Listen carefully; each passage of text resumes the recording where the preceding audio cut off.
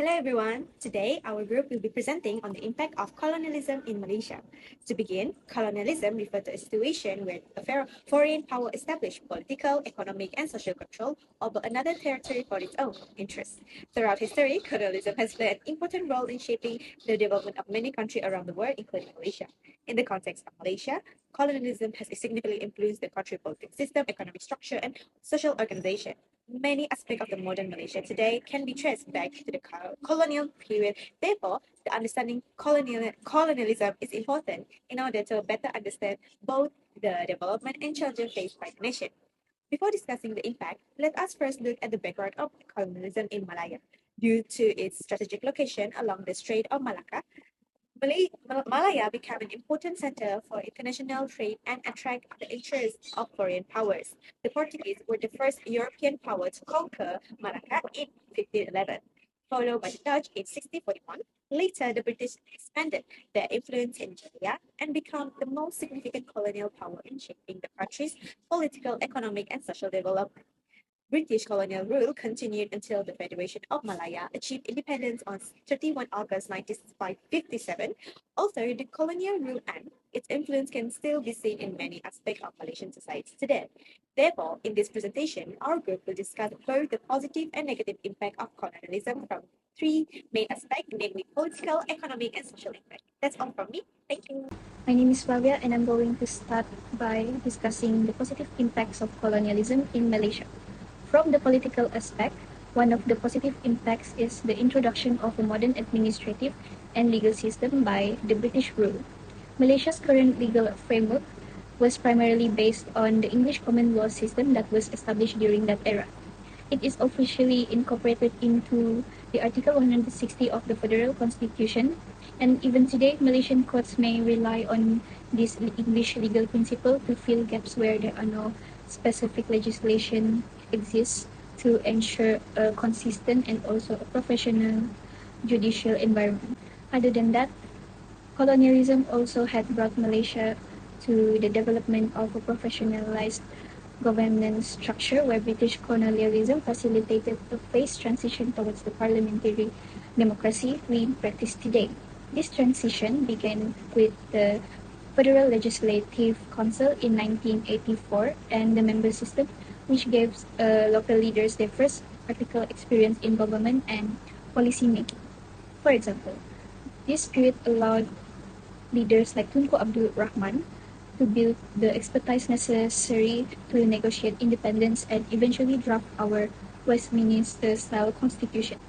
Moving on to the economic aspect, the British have invested heavily in infrastructure to facilitate trade in Malaysia, where they have developed extensive railway and road networks to connect inland resource areas with the coast. A key milestone was the first railway in 1885, which connected Taiping and Fort Worth to transport tin. While built for resource extraction, these networks laid the literal foundation for Malaysia's modern transportation system, which helped in boosting long-term economic efficiency. Another massive economic contribution was the development of large-scale oil palm cultivation. Although it is initially introduced as an ornamental plant, the first commercial plantation was established at Tenamaran Estate in Selangor.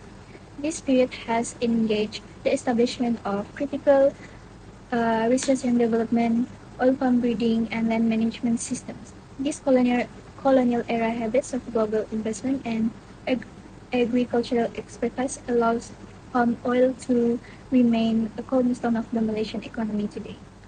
Now we move on to the last perspective, which is the social perspective. Other than British, Portuguese has also influenced our country, which their rule had turned Malacca into a center for European culture and Christianity that helps foster a unique process of cultural blending. For example, the migration of diverse groups from other Portuguese colonies like Brazil, Africa, and East Timor, alongside with settling Indian and Chinese merchants. This contributed to the city's rich ethnic diversity and multicultural character that we celebrated today.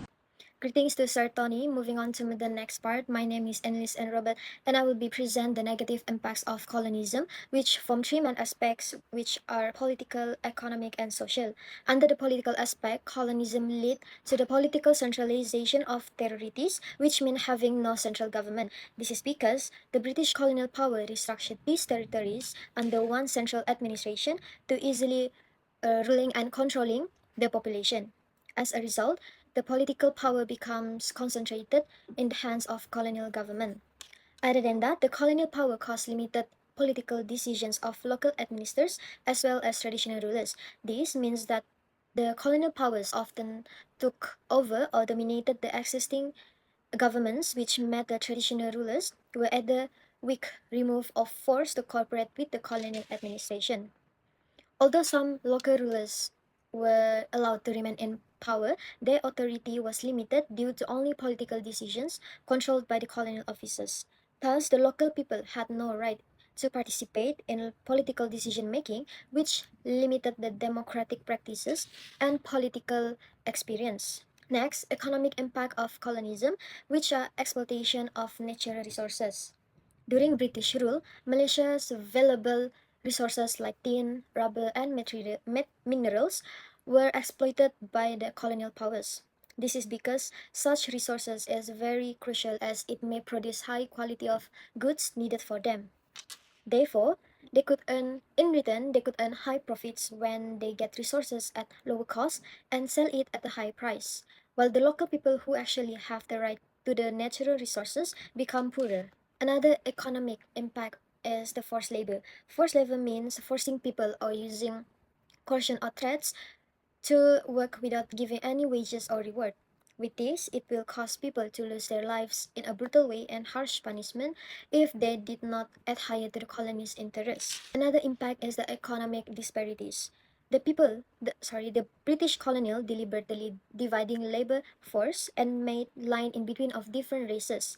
This can be seen in where the Malays people were focused only in agriculture, including fishing and farming, while Chinese people were mostly concentrated in towns and cities that involved in commercial and business, and the Indians were brought mostly in plantation estates for rubber plantation. With this kind of separation, it could act as a barrier to different races to understand each one another and work toward the same goal. And lastly, under the social aspect, one of the impact is social inequality and discrimination among ethnic and social groups. The British colonizers practiced or introduced the divide and rule policy as a strategy to fully or maintain control over the government.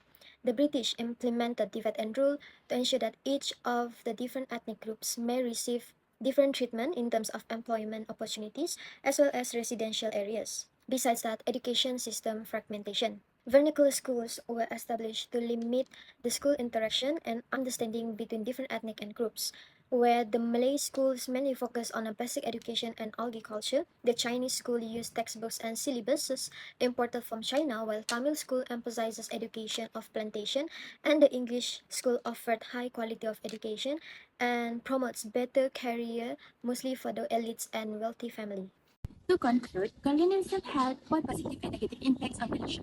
On the positive side, it helped introduce a modern political system, improved transformations in structure, and developed the economy and spread the use of the English language. However, colonialism also caused problems such as economic exploitation, tensions, loss of local political powers, and divisions among different ethnic groups. Some of these effects can still be seen in Malaysia today. Therefore, by understanding the impact of colonialism, we can better appreciate Malaysia development and learn about the challenges faced in the past. Thank you.